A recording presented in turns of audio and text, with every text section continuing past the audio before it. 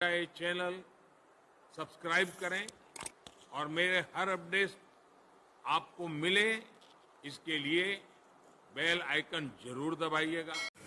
मित्रों नमस्कार। सुधीर पांडे पूर्वांचल के यूट्यूब चैनल पर आपका स्वागत है, अभिवादन है, अभिनंदन है। बात करेंगे आरजेडी। क्यों आरजेडी की बात कर रहे हैं? कोई कहता है कि भाजपा की बात क्यों नहीं करते हैं। क्या करें भाजपा की बात? कौन सत्ता में रही है भाजपा बिहार में? और बेसिकली हमारे जो व्यूअरशिप है वो बिहार का है। जो सुनना चाहता है, अब मैं उसी पे बनाऊंगा वीडियो, तो स्वाभाविक है मैं आरजेडी पे बनाता हूँ। इसलिए कि मैंने देखा है नीतीश कुमार का जो 18 साल बीत गया है। जब नीतीश कुमार मुख्यमंत्री बिहार के हुए थे पहली बार, उस समय जो बच्चा पैदा हुआ होगा, इस समय 18 साल का हो गया होगा, जो जवान हो गया होगा। उसने नहीं देखा है लालू का वो जंगल राज, उसने नहीं देखा है वो तेजस्वी का के पिता का वो गुंडागर्दी, नहीं देखा है राबड़ी के राज में किस तरह से अपहरण उद्योग था। वह नहीं देखा है कि किस तरह से 4 बजे के बाद पूरे घर बंद हो जाते थे। वह नहीं देखा है किस तरह से डॉक्टरों और इंजीनियर और सब बड़े बड़े शोरूम से गाड़ियां जबरदस्ती छीन ली जाती थी। रोज कोई ऐसा जिला नहीं था, रोज अपहरण होता था। पुलिस के ऊपर AK-47 चलाए जाते थे। शहाबुद्दीन जैसे लोग पत्रकारों के ऊपर पेट्रोल डाल के और जला देते थे, जो उनके खिलाफ लिख देता था। किसी की औकात नहीं थी सरकार के विरुद्ध बोलने का। सड़कें जगह जगह पर टूटी होती थीं, कहीं बिजली का पोल था, तार नहीं था। ये नहीं देखा है, नहीं देखे हैं बच्चे। इसलिए हम लोग वीडियो के माध्यम से सतर्क कराना चाहते हैं। इसका नज़ारा आप देखना चाहते हैं? इसका नज़ारा आप देखना चाहते हैं तो आइए मैं आपको नज़ारा दिखाता हूँ कि क्यों हम बनाते हैं और क्यों बताते हैं। आइए आप नज़ारा देखिए। ये कल मोतिहारी की घटना है। अति पिछड़ा वर्ग का सम्मेलन हो रहा था और उस सम्मेलन में आरजेडी में तथाकथित लालू यादव के बहुत खास नेता हैं, बहुत चहेता, किस तरह से दौड़ा दौड़ा के पीटे जा रहे हैं।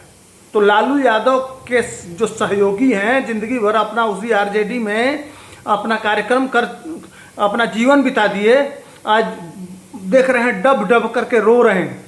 काहे रो रहे हैं? आइए पहले देखिए उसके पीछे का कारण क्या है।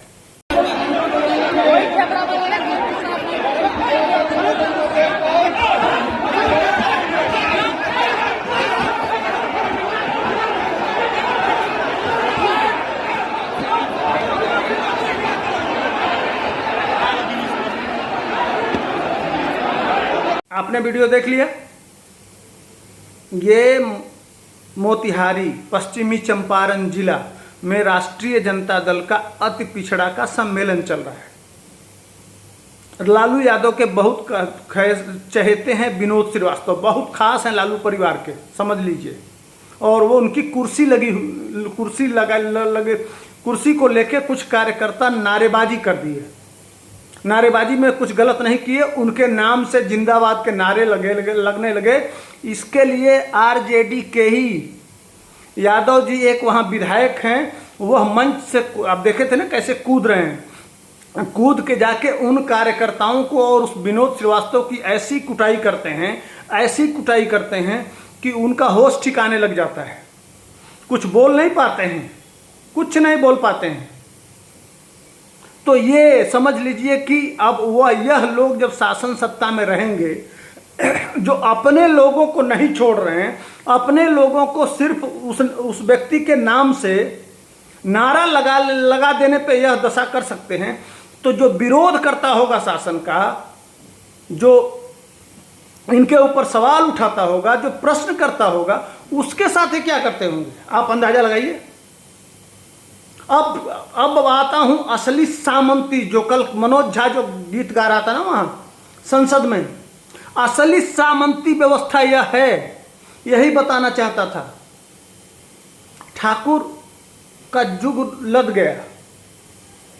आज के डेट में जमीन किसी के पास है नहीं, और कुआं अगर किसी ने खुदवाया तो कुआं से, आज के डेट में गांव में कुआं होना बहुत जरूरी है।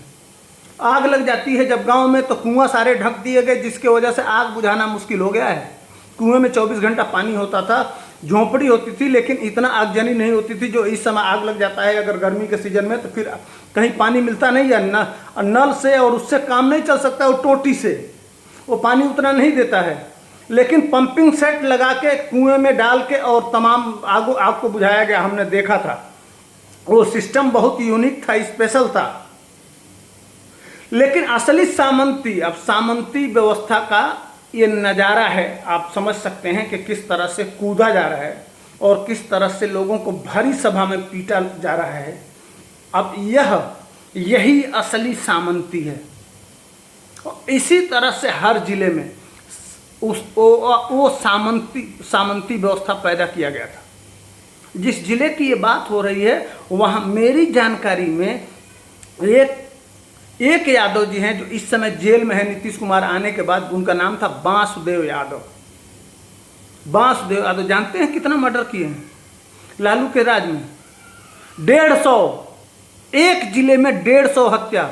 दिन में मैंने अब बचपन में अपनी आंखों से देखा है, 12 बजे रात को 50 लोग 60 लोग राइफल कंधे पर रख के और दिन में घूमते थे। लालू का राज था, लोकतंत्र था, आप आज़ाद हो गए थे, सब कुछ हो गया था। अगर नहीं मेरे बातों पर विश्वास हो तो आप अपने बड़े बुजुर्गों से जाके इस बात को, पांडे जी ऐसी बात कह रहे थे, क्या यह झूठ है कि सही है, जो लालू के राज को देखा हो उससे जाके पूछ सकते हैं और पता कर सकते हैं। तो सामंती व्यवस्था कौन है, कौन लूटा? लेकिन उसको नाम क्या दिया जाता है? ये दोगले, जो ये असली जो ठाकुर का बैल, ये दोनों आनंद मोहन भी और यह भी मनोज झा भी, ये दोनों लालू के बैल हैं।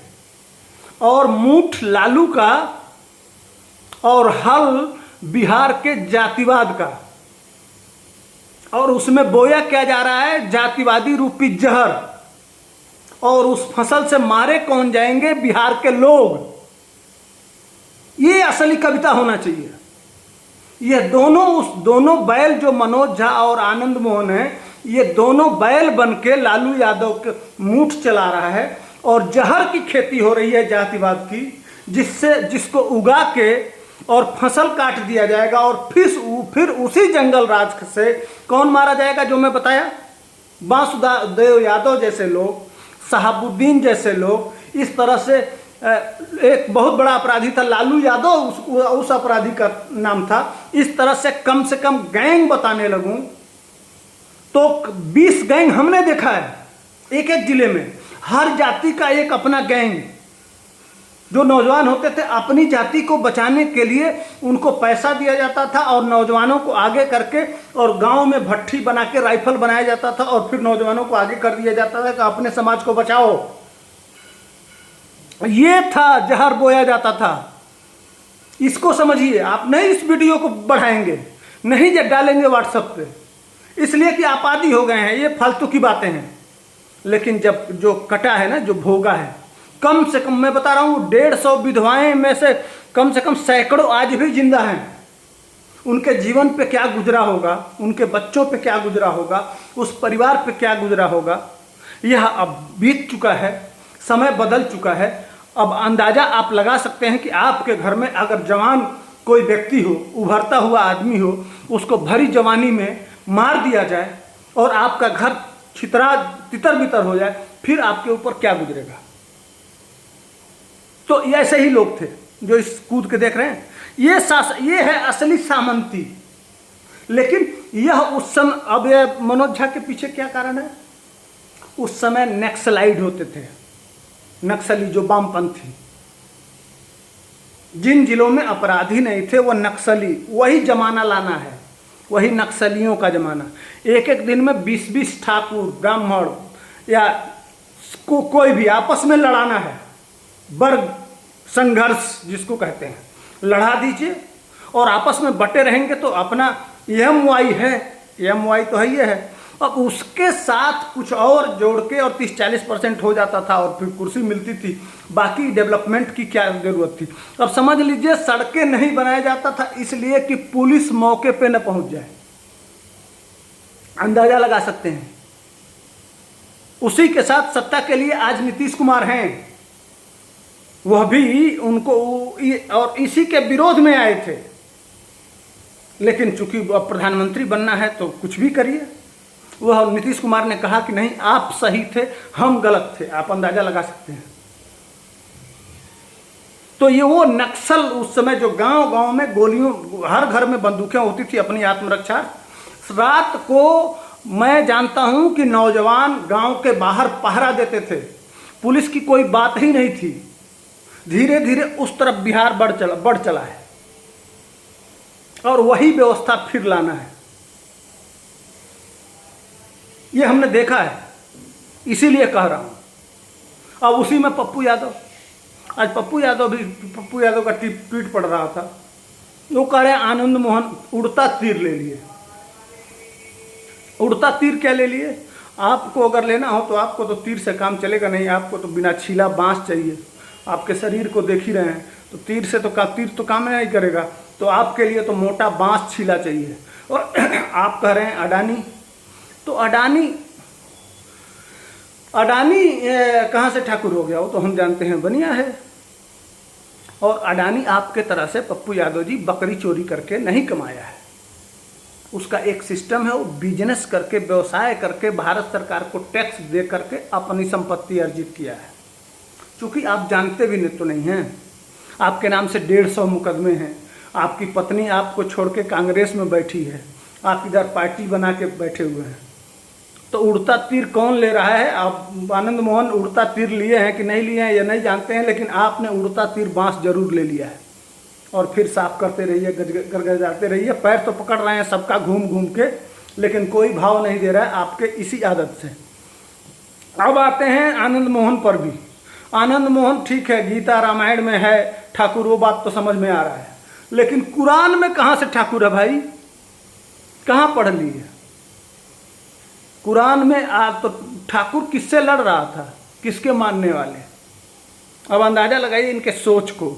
ये कह रहे रामायण में ठाकुर है, गीता में ठाकुर है, तो कुरान में भी कहाँ? कुरान में ठाकुर है कहाँ लिखा है भाई?